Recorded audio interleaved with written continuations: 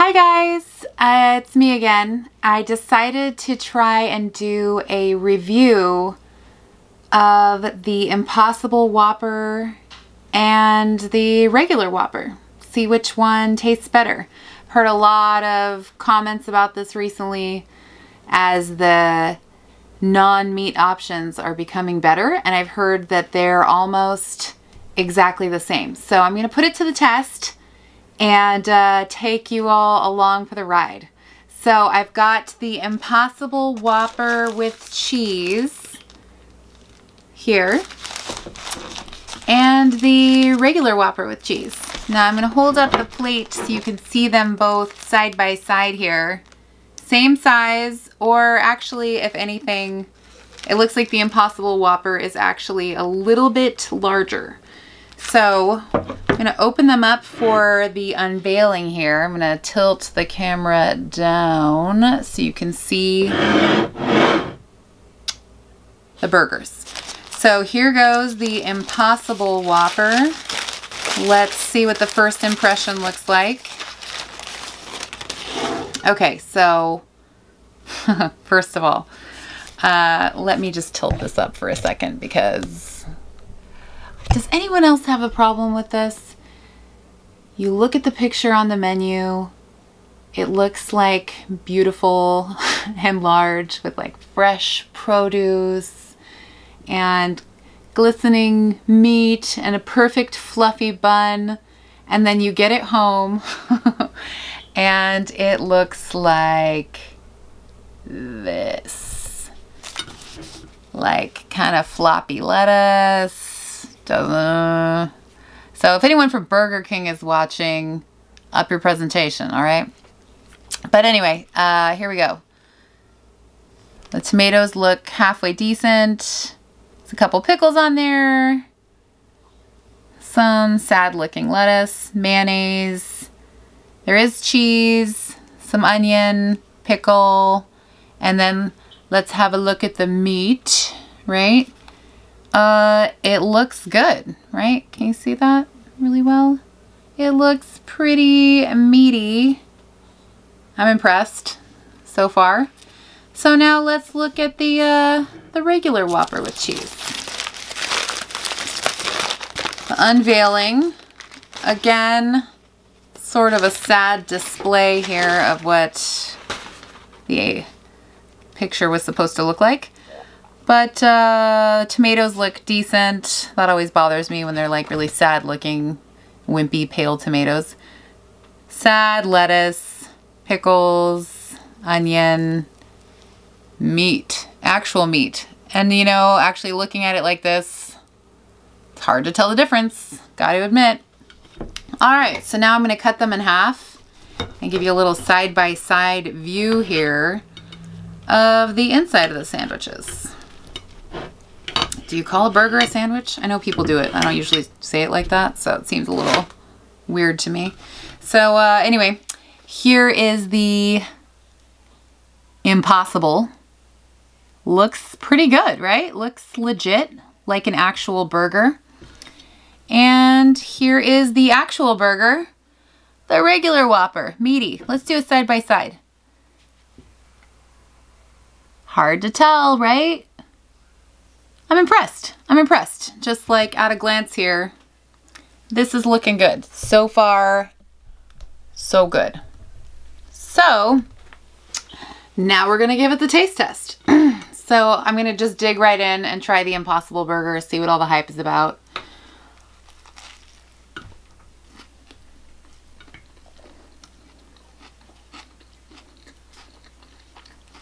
I mean, come on.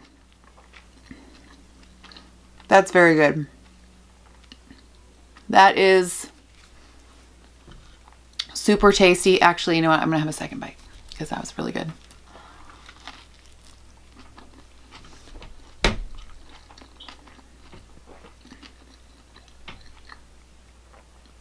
That's delicious. I feel like if you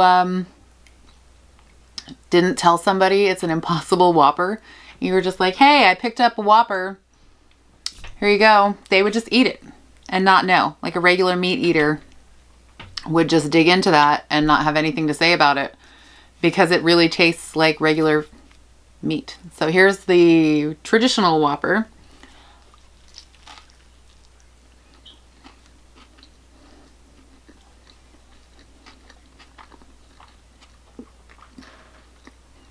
It's like almost the same.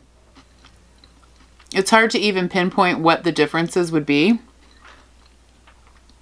I mean, it tastes the same. So that's a big statement, right? The meat alternative and the regular beef tastes almost identical. And that says a lot for like how far these things have come. I am a big fan of, well, all food really, but I've had my fair share of veggie burgers. I really enjoy them. And this is like huge in that department. I think I had my first veggie burger probably like in junior high.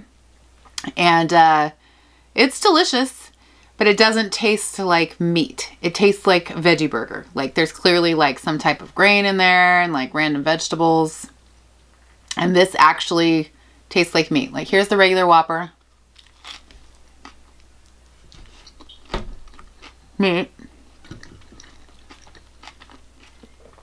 Here's the Impossible. Meat.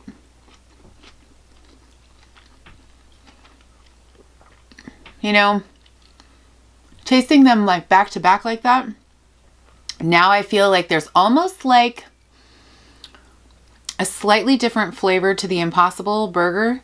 I mean, it's delicious, but it almost tastes like it has a hint of soy sauce, which is weird because tofu doesn't taste like soy sauce, even though it's made from soy product. So I'm wondering how much soy there is in this. But, I mean, having said that, it's delicious. And I think you could just fool anybody with this. Now, the other thing to bring up too is the price point. Is it worthwhile? Because the Impossible burger is like $6.50 and $7 out the door, even with cheese. And the Whopper is 2 for $6. So the Impossible burger is twice as expensive as the Whopper. And I think that's noteworthy. If you're on a budget, it may not be worthwhile. Although if you're buying the Impossible burger, either you're like vegan or vegetarian and that's your prerogative, or you're just trying to be healthier. And if you're trying to be healthier, sometimes just paying a little bit more is worthwhile. I mean, sometimes my family will have a busy night and will want to stop and get fast food. And if I'm running errands anyway and getting fast food, and say there's a Panera with a drive-through in my area, and I'm willing to pay like $8 to $10 for an actual delicious salad versus the kind of salads that you would normally get from like, say, Burger King or McDonald's or Carl's Jr., the salads from Panera, although it's a chain restaurant, are considerably better. They have a lot of choices, a lot of flavor, it's a lot more fresh. This is the same type of deal for some people. If what you're into is really being healthier and trying to make healthier choices for yourself, maybe it's worthwhile to pay double the price for a burger that tastes exactly the same as the Whopper. Maybe there's that. Plus, I haven't tried the Beyond Beef. I know that that's a big deal. My dad was going on and on and on about how fantastic the Beyond Beef was, and he had tried it at several different places, and he said at Carl's Jr. they even have it. Maybe a great comparison would be the Impossible burger versus the Beyond Beef burger. Maybe that's the real test here, is which of these non-meat alternatives are the best. I don't really know. I haven't tried the Beyond Beef yet, but I have to say, maybe if you're trying to make healthier choices for your family, just buy them the Impossible Whopper and just take it out of the wrapper and don't tell them, because they probably won't be able to tell the difference. It's that close. It like may actually be tastier than the Whopper. Let's try it again, actually. That's good. The Impossible is really good. It's like almost got like a hint of nuttiness to it. I don't know if it's just like more of the flavor coming out from the sesame seeds than I normally notice, or if it actually has a slightly different taste to the meat. It's really hard to say. And again, the Whopper,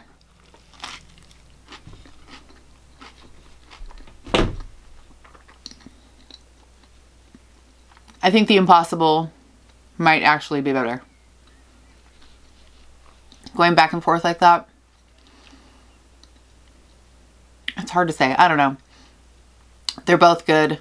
They both taste like essentially the same. I don't even know if I can differentiate. So that is a huge statement. Again, the fact that you can't even tell the difference between beef and the non-beef. I mean, well done, Burger King. But step it up on the presentation, because that's really sad. Not just Burger King, every place, everywhere you go, you really want it to look like the picture, and it never looks like the picture. So if anyone in the food industry is hearing that, send that message to the front lines, because they don't do a good job putting it together. But well done on the taste. I don't know. It's excellent. If anybody has the desire to try this, or is vegetarian or vegan, or just trying to eat healthier and want to explore non-meat options, I would definitely try the Impossible Whopper, because it's almost impossible, no pun intended, to tell the difference between the Impossible Whopper and the regular Whopper. Well done, Burger King. Although, as a side note, please, please, please don't ask me to pull around while you fix my food. I hate that. I'm in line. There's people waiting behind me. I waited behind someone else. Don't make me pull around.